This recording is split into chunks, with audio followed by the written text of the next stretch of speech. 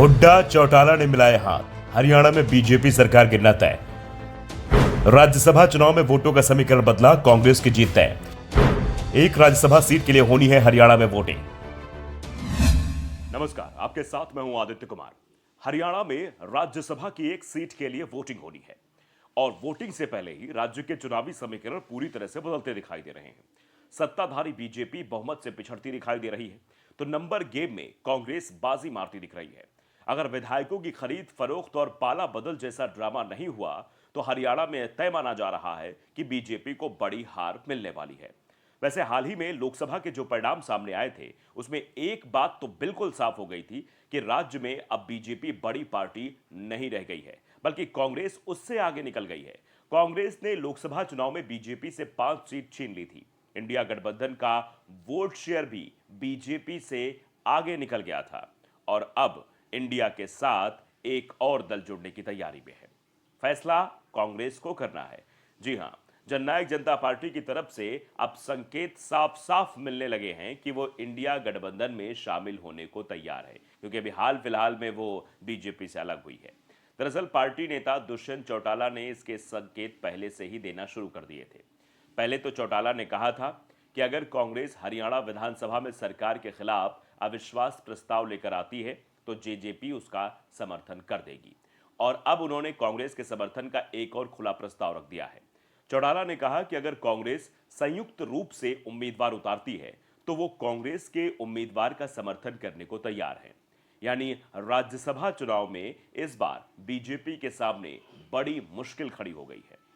दरअसल इस समय हरियाणा में विधानसभा की 88 सीटें हैं, जबकि 2 सीटें खाली पड़ी हुई हैं। इसलिए बहुमत का आंकड़ा इस समय 45 का है और सरकार के पास बहुमत से 2 सीट कम है। बीजेपी के पास 41 सीट है, तो एक सीट हरियाणा लोकहित पार्टी और एक निर्दलीय विधायक का समर्थन भी बीजेपी को मिला हुआ है। यानी सिर्फ 43 विधायकों का समर्थन बीजेपी के पास है। दूसरी तरफ अगर विपक्षी कैंप की बात करें तो कांग्रेस के पास 30 विधायक हैं, जेजेपी के 10, एक सीट आईएनएलडी के पास है, जबकि 4 निर्दलीय विधायक भी विपक्षी कैंप के साथ हैं। यानी विपक्षी गठबंधन अगर तैयार होता है तो उसके पास 45 विधायक हो जाते हैं, और अगर चुनाव में कोई विधायक पाला नहीं बदलता है तो फिर बीजेपी उम्मीदवार की हार लगभग लगभग तय मानी जा रही है।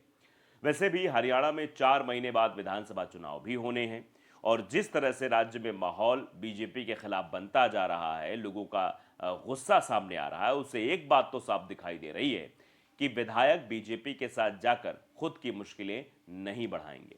हाल ही के लोकसभा चुनाव में ये साफ साफ दिखाई दिया था कि जब कई गांवों में बीजेपी के उम्मीदवार प्रचार करने के लिए जा रहे थे तो उनका विरोध हो रहा था, और इसीलिए उन्होंने जाना ही बंद कर दिया, क्योंकि किसान उन्हें अपने गांव में घुसने नहीं दे रहे थे। और जिस तरह से विधानसभा चुनाव से पहले किसानों ने बीजेपी के खिलाफ बड़ा आंदोलन शुरू करने की तैयारी की है, उससे यह बिल्कुल साफ हो गया है कि विधानसभा चुनाव में किसानों ने अलग तैयारी कर ली है। क्योंकि लोकसभा चुनाव पूरे देश में चल रहे थे, इसलिए किसान संगठन भी बिखरे बिखरे दिखाई दे रहे थे। उनका अलग अलग जगह, चाहे वो पंजाब के किसान हो, हरियाणा के किसान हो, अलग अलग जगह वो अपनी ताकत से बीजेपी का विरोध कर रहे थे। लेकिन जब हरियाणा में विधानसभा चुनाव होंगे तो पूरे उत्तर भारत में किसी दूसरे राज्य में चुनाव नहीं होने हैं। ऐसे में किसान संगठन पूरी ताकत से भारतीय जनता पार्टी के खिलाफ मैदान में उतर सकता है, और इसी के चलते बीजेपी के विधायक बिल्कुल डरे हुए दिखाई दे रहे हैं। और दावा तो यहां तक भी किया जा रहा है कि जरूरत पड़ने पर बीजेपी के विधायक पाला भी बदल सकते हैं, यानी वो दूसरी तरफ जा सकते हैं। अगर आपने दरअसल न्यूज़ को सब्सक्राइब नहीं किया है जरूर करिए और बेल आइकन भी दबाइएगा, ताकि अपडेट भरी खबरें जल्द से जल्द आप तक पहुंचती रहे। नमस्कार।